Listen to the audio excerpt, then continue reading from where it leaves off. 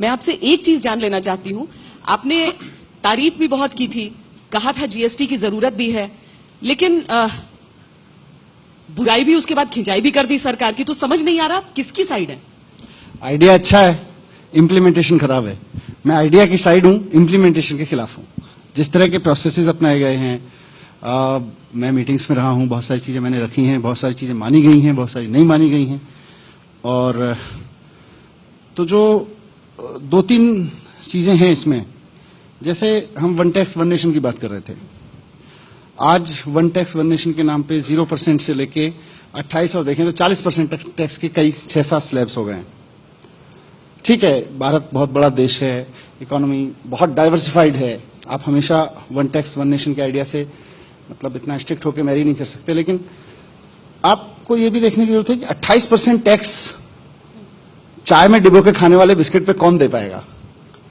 घर के पंखे खरीदने से लेकर एक आम आदमी जब अपना घर बनवाता है, वो पूरे घर में टाइल्स मार्बल नहीं लगवा पाता। वो सोचता है कि मेरे बजट में इतना है कि मैं अपना किचन ठीक करा लूं मार्बल लगवा के या टाइल्स लगवा के, और वॉशरूम ठीक करा लूं टाइल लगवा के।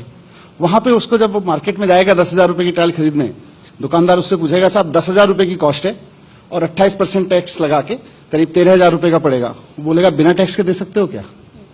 सो ये जो इफेक्टिव इंप्लीमेंटेशन है, आपकी कहने का मतलब है कि वो जो अभी जो स्थिति है कि आप बिल के साथ ले सकते हैं या बिल के बिना ले सकते हैं, ये गुंजाइश जारी रहेगी? गुंजाइश रहेगी। आम आदमी को आप इतना टैक्स क्यों करना चाहते हो?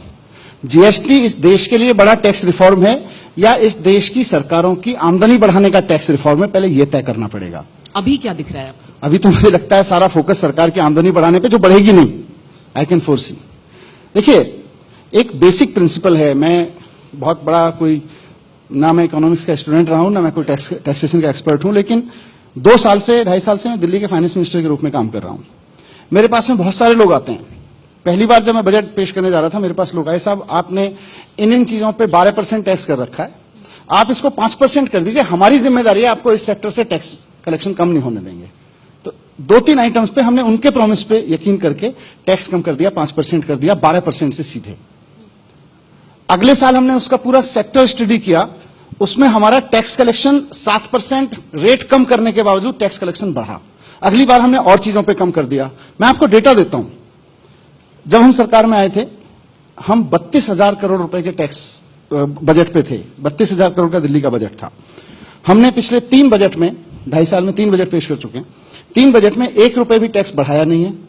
12% से बहुत सारे प्रोडक्ट, 12.5% जनरल टैक्स था दिल्ली में, 12.5% से बहुत सारे कमोडिटीज पे 5% के टैक्स कर दिए, और उसके बावजूद हम 32,000 करोड़ के बजट से 48,000 करोड़ के बजट पे पहुंच गए।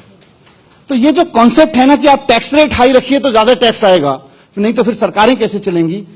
मैं कहता हूं आप लोगों के घरों की चिंता करिए, लोगों के घर कैसे चलेंगे? लोगों के घर अगर ठीक से चलते रहे तो सरकारें भी चल जाएंगी।